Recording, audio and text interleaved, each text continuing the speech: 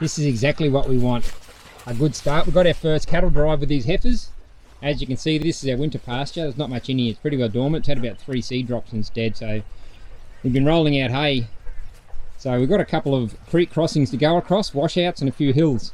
So it's a good sign. We've got some grain there. We're going to entice them because this is the first time we've walked them. It's going to be about 600 metres.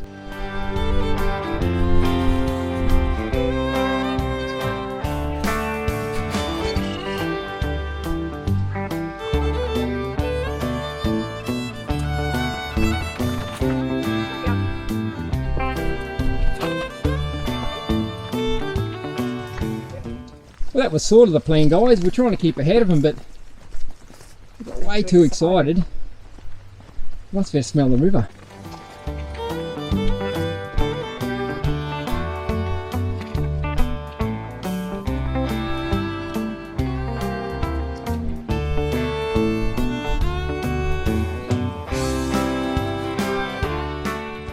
I think the only issue we're going to have is this solar charge. It's been in the shed for the last month since they've been continual grazing it there. So had it out for like an hour today, and it had low battery and I put it out, but up to 6.5 now. And I noticed we've got 4 days of rain coming anyway. So this is the Mighty Mary.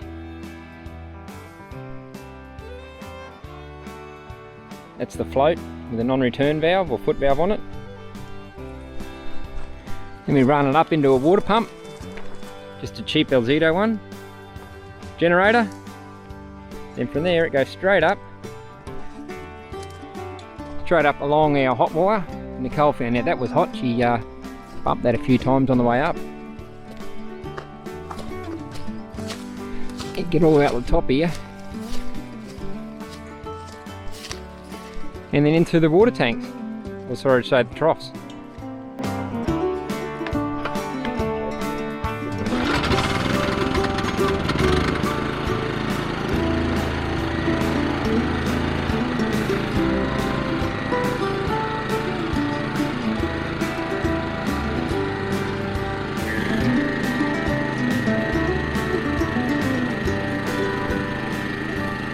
As you can see, it's quite a mission just to get water. We've got to pump out the river because there's really no safe access for the cows into that river. It drops off anywhere between 2 foot and 3 foot down into the river in this section where we got fenced off. So we've had to use a pump, a generator and a water pump, and pull it up out of the water, out of the river I should say. So we've got a float and a non-return valve, a foot valve at the end, so it's not touching the bottom and sucking up all the mud.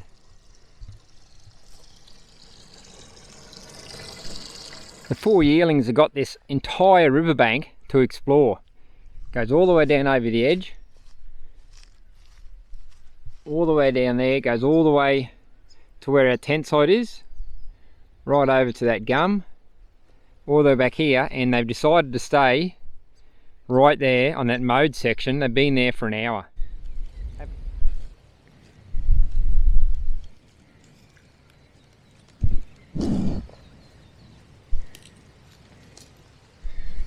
So this is why you're here. All these new shoots. High orange energy. One of them touched that polybraid before and got a good old zapping. So we'll leave them here overnight.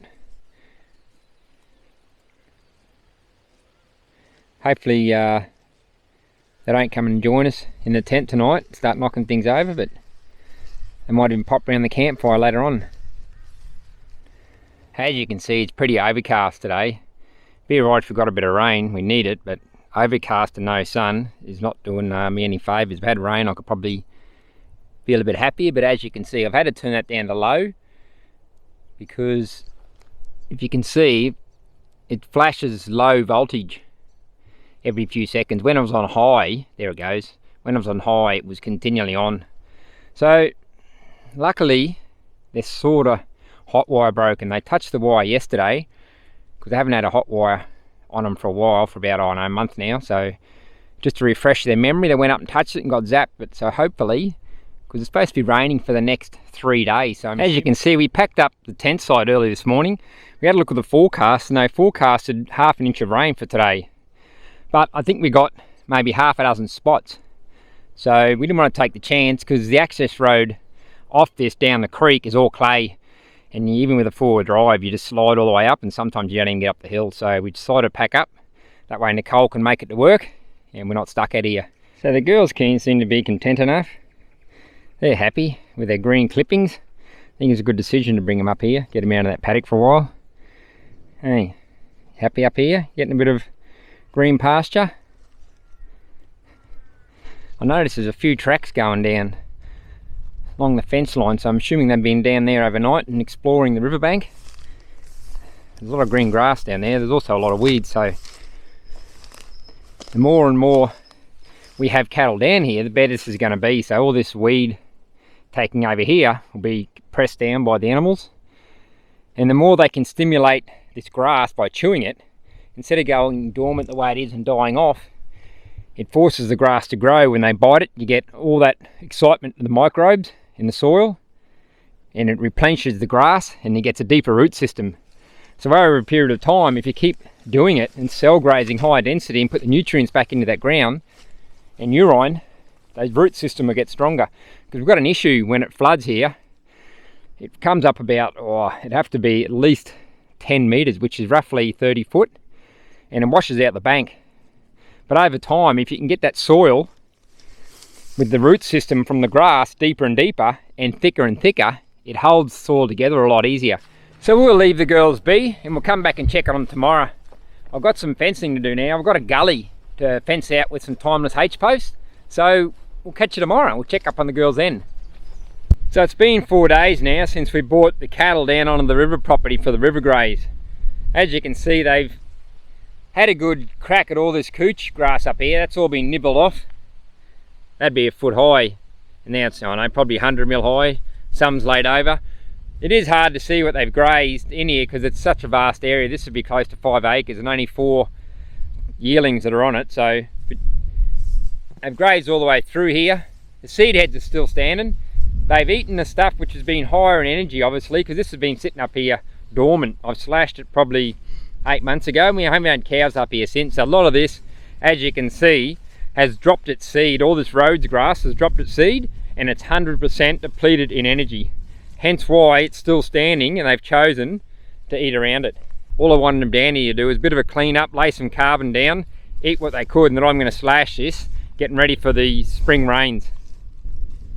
I was saying you couldn't notice where they've been. Well, this is definitely an area you can tell. And the reason they've been eating this, you can have a look, is this because we cut it, you might as well say it's been artificially eaten off by a slasher, or we generally use a zero turn here. That's why they're eating it, because as it gets cut off, it shoots back new growth. Cut off, shoots back new growth, and as it's shooting back new growth, it's high in energy. It's not sitting there dormant, draining, so it hasn't had a chance to come to seed. The only job of a plant is to come to seed, drop the seeds, germinate, then it's done its job. If you can keep it in a vegetative state where the seed hasn't dropped off or hasn't come to seed, a plant will always grow. That's why this is being chewed off, because it doesn't get a chance to come to seed head. And you can also see they've been here, because look at the amount of manure. I can take a few steps, only 4 heifers in a few days, and there's manure paddies everywhere. You know, I could have bought all my other herd up here, but a couple of them aren't hot wire trained, and I've got an issue with a few of them may have broken through the hot wire, so I only bought the 4 new heifers and I didn't separate the others. You see this area here, it's thick of grass, there's a lot of weeds, a lot of vines. If I had bought my cattle in down here, the whole herd, they would have spent a lot of time in there, because there would have been no grass left up where we just were, and they would have smashed a lot of this. But the 4 new heifers is happy to spend their time, because they don't, obviously it goes back to the animal unit equivalent again, and they don't need as much grass to eat, consume, as a fully grown one animal unit. And the other herd I've got are all full of animal units, so they would have needed more grass to consume, so they would have had no choice but to come down here. And there's a lot of leaf matter they could have smashed, so I think next time I might have to segregate the ones that haven't been wire trained and bring the herd down here. The funny thing is, we had our first killing frost yesterday and also this morning. When we come out the first day, which was yesterday, the killing frost, the cattle were here. We had our marquee up, our shade sail, because we're going to camp out here, but it got too windy and heavy rain. This is going to be the hard bit for me and Nick now. We've got to try and drive the cattle down back to the paddock over there, which is dry because we had that killing frost, and also it's been grazed by the other girls. So they've come in from beautiful river views here, where there's a bit of pasture and green matter, to an area where it's sort of dead. There is a bit of green clippings now because that rain was 4 days ago, and since they've been up here, it sort of has sprouted a bit of clippings. So they'll eat those tips, and then we're going to have to bale feed. We've got probably a couple of months left of winter, so they're not expecting much rain to come, so hopefully get a little bit. Otherwise, yeah, we could be bale feeding for a little bit longer. Tell you what, they know that voice. Once you say, come on girls, we try and, that's the word we use for all our cattle. We try and take them to a nicer place when we do lead them and use those words. We either give them a bit of grain to get them in the yard to work on them, or we take them to a fresh bit of pasture. But I feel bad saying it now because we're taking them to an area which is deader than what they've come out of. But as a treat, because we never use those words unless we give them something at the end, we're going to roll out a bit of hay in their paddock. At least they're getting a reward at the end. That's it, you just get one of them moving because no one wants to stay alone. Once one goes, they all go. Come on girls. Come on. Come on girls. Slowly and surely they're coming.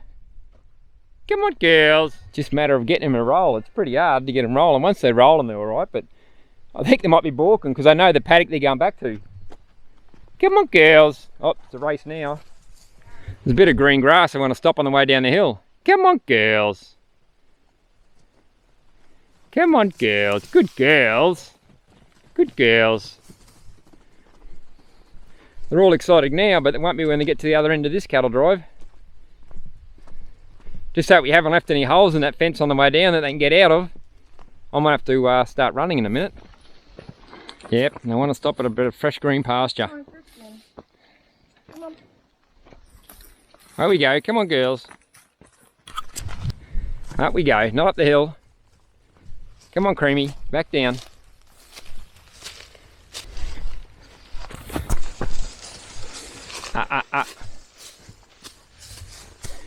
There we go, come on. Good girls. Hence why we've got the boundary wires.